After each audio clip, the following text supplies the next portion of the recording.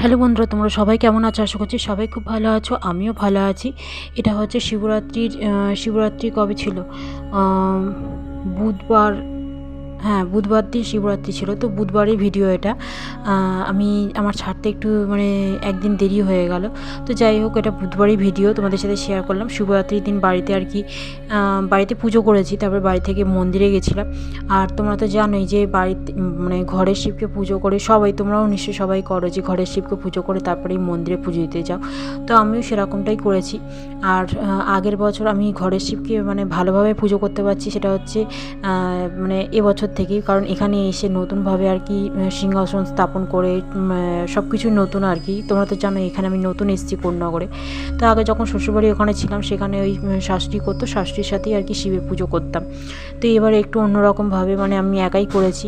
আর ওখানে মন্দিরে যেতাম পুজো দিতে, ওখানে ঘরের শিবকে অল্প কিছু পুজো করে তারপরে বাইরের শিবকে জল ঢালতে যেতাম। তো এখানে সেরকম করিনি, এখানে ঘরের মধ্যে আমার যেহেতু শিব আছে ভালোভাবে পুজো করেছি। ভালোভাবে পুজো করার পর মন্দিরে একটু সামান্য পুজো দিতে গেছিলাম, ফল টল দিয়ে আর সন্দেশ টন্দেশ দিয়ে পুজো দিতে গেছিলাম। তো ওখানে গিয়ে মন্দিরে গিয়ে দেখলাম যে এখানে মন্দিরে ভালোভাবে পুজো হয়। আমাদের বড়নগরে কী বলতো, 12টা বাজলেই মন্দির বন্ধ হয়ে যায়। ওখানে আমি যদি 12টার পর যাই, সেখানে পুজো খুব একটা ভালো মতন হয় না, পুজো ওরা করে দেয় না। করে দেয় হয়তো, ভালোভাবে করে দেবে না। কিন্তু এখানে দেখলাম কোন্নগরে দেখলাম যে সারাদিনই প্রায় সারাদিন পুরো মন্দির খোলা ছিল আর ভালোভাবে পুরোহিত পুজো করে দিচ্ছিল। তো আমি ভাবলাম যে সামনের বছর থেকে আমিও তাহলে মন্দিরে ভালোভাবে পুজো করব। ঘরের ঠাকুর তো পুজো করবোই, কিন্তু মন্দিরে এসেও পুজো করব। তো যাই হোক, অল্প সামান্য কিছু ইয়ে করে ফল টল নিয়ে পুজো দিতে গেছিলাম। আর ঘরের ঠাকুরকেও জানো তো, ঘরের ঠাকুরকে পুজো দিতে গেলে একটু সময় লাগে। আর আমার পুজো করতে করতে মোটামুটি 11টার সময় পুজো করতে বসেছিলাম। মোটামুটি পুজো যখন করে উঠেছি তখন 1:30 মতন বাজে। তো পুজো করতে সময় লাগবে, কারণ অনেক কিছু থাকে শিবের পুজোতে। তারপরে ঘরের ঠাকুরের পুজোটাও করা হয়নি আমার সকালবেলা, তো ঘরের ঠাকুরের পুজোটাও একেবারে করে নিয়েছি। তো চলো পুজোটা করতে থাকছি, দেখো তোমরা আস্তে আস্তে দেখতে থাকো।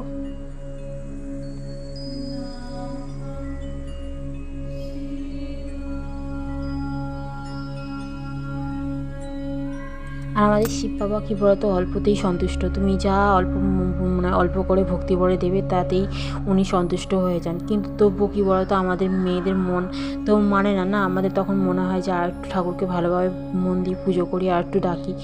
তো তোমরা নিশ্চয়ই এরকম করো। আর এদিকে দেখো, আমি তোমাদের সাথে কথা বলতে বলতে আমার শিব ঠাকুরকে স্নান করানো হয়ে গেল। দুধ, দই, ঘি, মধু, তারপরে একটুখানি অবরু এনেছিলাম, অবরু দিয়ে ওই একটা চরণামৃতর মতন ইয়েতে গুলে, পঞ্চামৃত গুলে আর কি শিব ঠাকুরকে চান করালাম। চান করানোর পর তারপরে এমনি শুদ্ধ জল দিয়ে, গঙ্গা জল দিয়ে সিদ্ধি ঢেলে ওর মধ্যে, তো ওটা দিয়ে আবার চান করালাম, ভালোভাবে আর কি গাটা ধুয়ে দিলাম। তারপরে মুছে সিংহাসনে তুলে শিব ঠাকুরকে বেলপাতা, ফুল, আকন্দ ফুলের মালা এসব পরিয়ে দিলাম। আমি মন্দিরের জন্য এক্সট্রা করে কিনিনি, আমার ঘরের ঠাকুরের জন্য একটাই কিনেছি, মন্দিরের জন্য কিনিনি। কারণ আমি তো জানতাম না যে মন্দিরে এরমভাবে পুজো হবে। তো জানলে আমি নিয়ে যেতাম, কিন্তু সামনের বছর থেকে নিয়ে যাবো। যাই হোক, কী করা যাবে বলো। তো একটাই আকন্দের মালা কিনেছিলাম, আর একটাই বেল কিনেছিলাম, ওই জন্য ঘরের ঠাকুরকে আর কি ভালোভাবে পুজো করলাম। এদিকে দেখো, আমার আকন্দের মালা পরানো হয়ে গেছে, পরিয়ে নিলাম। আর ঠাকুরকে স্নান করিয়ে নিয়ে ভালোভাবে মুছে নিলাম। মুছে নিয়ে ঠাকুরকে সিংহাসনে তুলে তারপরে বেলপাতাগুলো একটু ধুয়ে নিলাম, কারণ বেলপাতাগুলো তো নোংরা থাকে, বাইরে থেকে জিনিসগুলো আসে আর নোংরা থাকে। তো ভালোভাবে ধুয়ে নিলাম। ধুয়ে নিয়ে ঠাকুরের মাথায় দিয়ে তারপরে ফলগুলো সাজিয়ে নিলাম। 5 রকমের ফল দিয়েছিলাম: কুল, শসা, কলা, শাঁকালু আর বেল।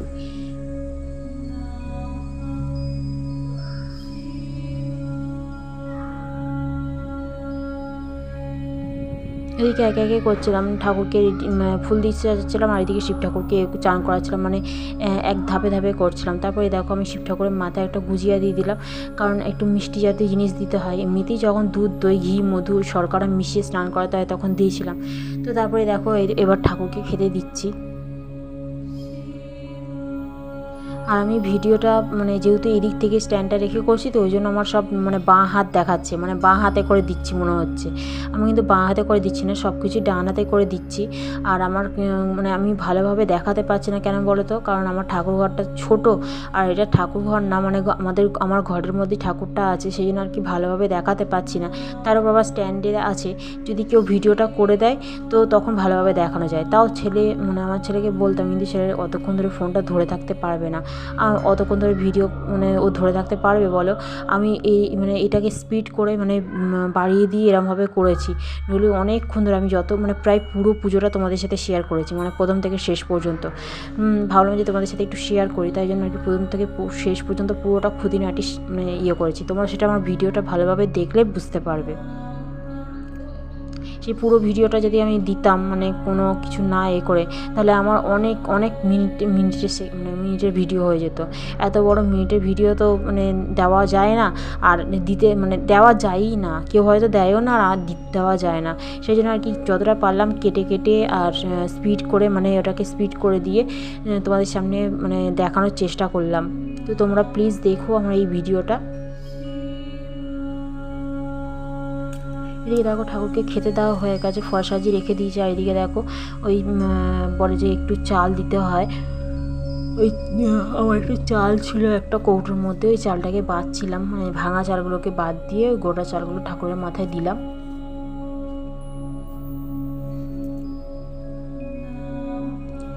পুজো আচ্ছা কী বলতো, পুজো আচ্ছা করতে গেলে অনেক খুঁটিনাটি জিনিস থাকে, সেই খুঁটিনাটি জিনিসগুলো করতে করতে না অনেক টাইম চলে যায়, অনেক টাইম লাগে। ছোট অনেক খুঁটি জিনিস থাকে।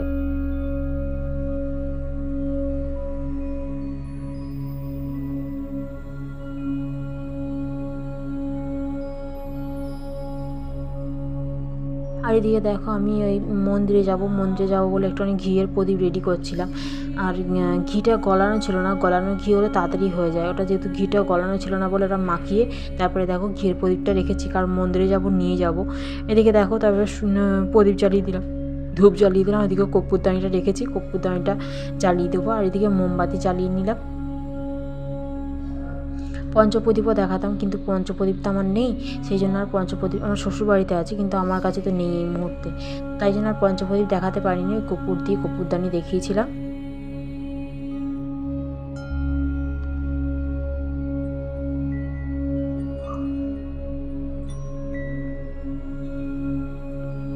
তারপরে একটু ব্রতকথা বই পড়ছিলাম, ব্রতকথা বই মানে পড়া হয়ে যাওয়ার পর তারপরেই গেছিলাম এতে একটুখানি মন্দিরে চলে গেছিলাম, সেটা তোমরা দেখতেই পাবে, দেখো আস্তে আস্তে। তারপরে দেখো ব্রতকথা বই পড়া হয়ে গেছে, ছেলেকেও নমস্কার করতে বললাম, ও নমস্কার করে নিল।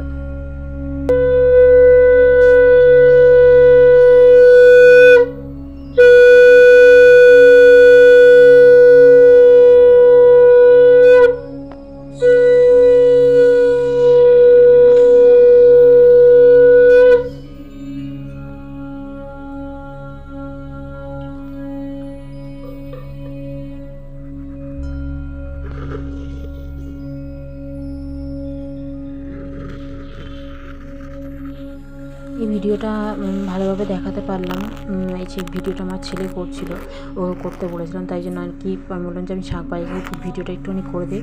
ও ভিডিওটা করেছিল, তাই জন্য আর কি ভিডিওটা ভালো করে দেখাতে পারলাম, নয়তো ওইদিকে স্ট্যান্ডটা নিয়ে আমি দেখাতাম, তখন মানে সেই বাঁ হাতে হতো।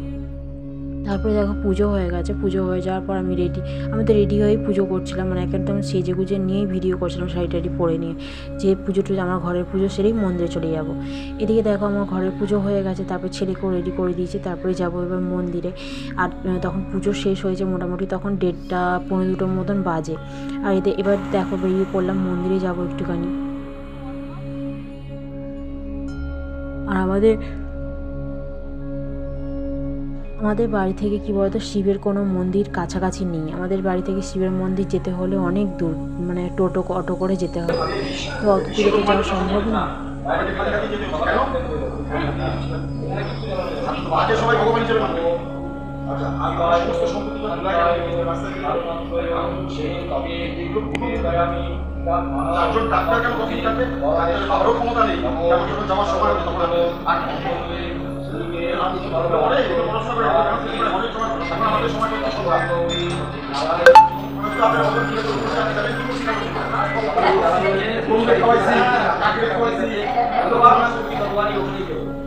আপনি বাইরে থেকে দেখাবেন,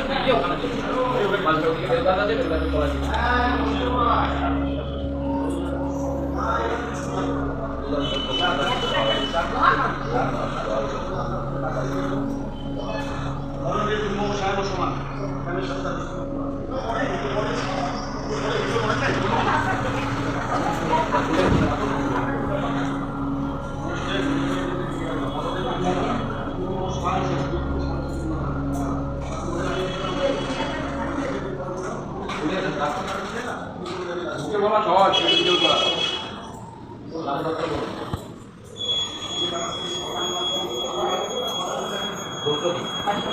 ওম বিষ্ণুরম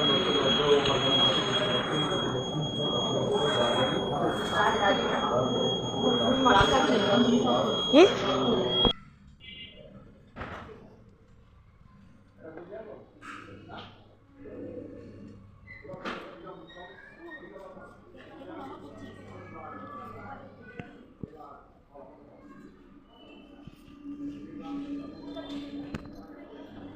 তারপরে দেখলে পুজো হয়ে গেছে, পুজো হয়ে যাওয়ার পর ধূপ মোমবাতি এসব দেখাচ্ছিলাম। আর ওই ঠাকুরঘর মানে ওই মন্দিরের ভেতরটাই ধূপকাঠি মোমবাতি দেখানো যাবে না, কারণ সকালবেলা একটা অ্যাক্সিডেন্ট মতন হয়েছিল, কি একজন ধূপ দেখাতে গিয়ে আর কি তার হাতে পড়ে গেছিলো।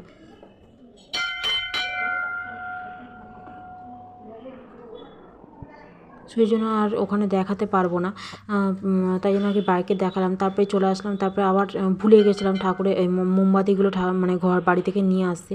আবার বাড়িতে গেলাম, বাড়িতে গিয়ে মোমবাতিগুলো নিয়ে এসে একটু তুলসী মঞ্চে আর কি মোমবাতিগুলো জ্বেলে দিলাম।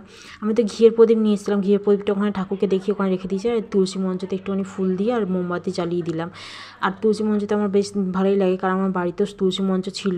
আমার শ্বশুরবাড়িতে তুলসী মঞ্চ নেই, আর আমিও আমার এখানে ফ্ল্যাট বাড়ি, এখানেও আমি রাখতে পারিনি, মানে একটা টবের মতন করে তুলসী মঞ্চ করেছি, কিন্তু তুলসী মঞ্চ আমার নেই। তাই জন্য তুলসী মঞ্চে আমার মানে যখনই আমি যাই এই মন্দিরটা আমি তোমাদের সাথে অনেকবারই শেয়ার করেছি। যখনই যাই তুলসী মঞ্চে আমি প্রণাম করি আর ধূপকাঠি মোমবাতি দেখাই। আমার তুলসী মঞ্চ খুব ভালো লাগে। তো যাই হোক, তারপরে দেখো এই মন্দিরটা আমি তোমাদের সাথে আগেও শেয়ার করেছি, দেখতে পাবে আমার ভিডিওতে। আর এদিকে দেখো ছেলে খেলছিল, আমি ছুটে ছুটে, মানে বেশ বড় জায়গা তো, ওর কি ভালো লাগছিলো। আর মন্দিরটা তখন দুপুরবেলা ছিল, তাই একটু ফাঁকা ফাঁকা ছিল। আর আমাদের বাড়ি থেকে অনেকটা কাছে এই মন্দিরটা। আর এই মন্দিরটা হচ্ছে রাধাকৃষ্ণের মন্দির, মানে ওই পাশে শিবলিঙ্গ আছে, তো ওখানেই পুজো দিলাম। আর একটা আছে 12টা শিবের মন্দির, মানে 12 মন্দির, সেই ভিডিওটা আমি তোমাদের সাথে শেয়ার করেছিলাম, আমার ভিডিওতে দেখতে পাবে। সেই মন্দিরটা অনেকটা দূর আছে আমাদের বাড়ি থেকে, অটো করে যেতে হবে। এদিকে দেখো বাড়ি চলে আসলাম, বাড়িতে এসে সাবু মাখা করেছি, সাবু মাখা আর ঠাকুরের কাছে বসে পড়লাম। বারান্দায় খেতে ইচ্ছে করছিল না, ঠাকুরের কাছে বসেই খেতে ইচ্ছে করছিল, ঠাকুরের কাছে তাই জন্য বসে পড়েছি। বসে পড়ে এদিকে দই দিয়ে সাবু মাখা খাচ্ছি। ছোটোবেলায় দই মানে কলা তো নিতে পারবো না, শুধু দই দিয়ে চিনি দিয়ে আর একটু গুজিয়া নিয়েছি ঠাকুরের প্রসাদের, ওই দিয়ে সাবু মাখা খাচ্ছি। তোমরা নিশ্চয়ই ভাববে যে দই দিয়ে আবার সাবু মাখা ভালো লাগে নাকি। দই দিয়ে সাবু মাখা ভালো লাগে, একবার তোমরা খেয়ে দেখতে পারো। দুধ দিয়ে তো ভালো লাগে। আমি ছোটোবেলায় মানে আমার মামিরা সব যখন পুজো করতো, মারা যখন পুজো করতো, তখন আমি সাবু মাখা খেতে খুব ভালোবাসতাম, খেতাম।